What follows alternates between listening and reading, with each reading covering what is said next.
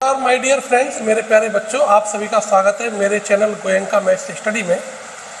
हमारी जैसे वैदिक गणित प्रश्न मंच की ये सीरीज चल रही है। हमने शिशु वर्ग बाल वर्ग की पूरी सारे क्वेश्चंस की वीडियो जो हम ऑलरेडी आपके लिए भेज चुके हैं।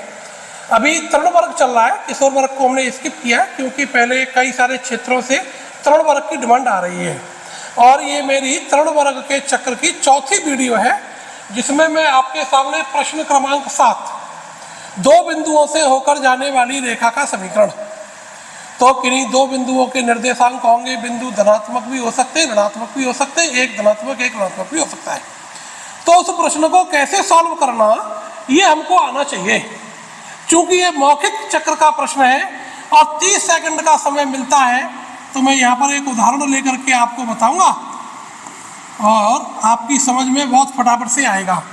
देखिए, आपको करना क्या कि प्रश्न जो आता है स्क्रीन पर वो इस प्रकार से आता है कि भाई बिंदु -3, 5 व 7, -2 से जाने वाली रेखा का समीकरण ज्ञात करो। ये प्रश्न आता है इस प्रकार से जाने वाली रेखा का समीकरण, ऐसे प्रश्न आएगा। तो आप अपने मन में करना क्या, चूंकि प्रश्न तो इस प्रकार से आएगा, तो फिर आपको क्या करना भाई, पहला वाला कोएफिशिएंट हमारा किसका होता है ये बताओ जरा, सब बताइए जरा। उसमें आप कमेंट में डाल करके बताइए कि भाई पहला वाला जो प्रश्न है, ये पहला वाला जो बिंदु है वो क्या कहलाता है, x कहलाता है, ठीक है। दूसरा वाला जो बिंदु है वो क्या कहलाता है, y कहलाएगा। ऐसी तो बात है। तो एक तरीका तो यह कि आप अपने माइंड में इसको यहाँ से उठा करके इधर ले आओ, वो सबसे ज़्यादा ईजी आपके माइंड में सेटअप रहता है। तो ये मानो कि हमने उठा करके इधर में रख लिया। अब क्या करना, प्रश्न आप चाहे पहले x का कोएफिशिएंट ले लो, चाहे y का ले लो, चाहे दोनों को एक तरफ ले लो, कोएफिशिएंट को एक तरफ ले जाओ। भिन्न भिन्न प्रकार से बच्चे देते हैं अपनी सॉल्व करने की। मेरी जो अपनी स्ट्रेटजी है सॉल्व करने की वो मैं बता रहा हूँ, हो सकता है आप दूसरी स्ट्रेटजी से करें। तो x के जो कोएफिशिएंट्स हैं उनको आप माइनस करिए, x1 में से x2 को माइनस करिए।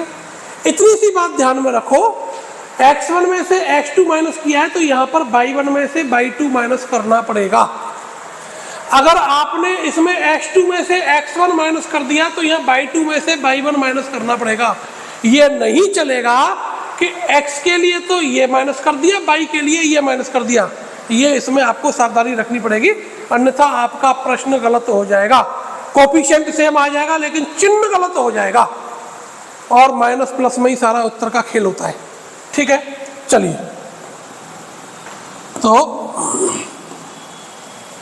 -3 और 7 माइनस करेंगे तो -3 - 7 कितना हो गया, -10।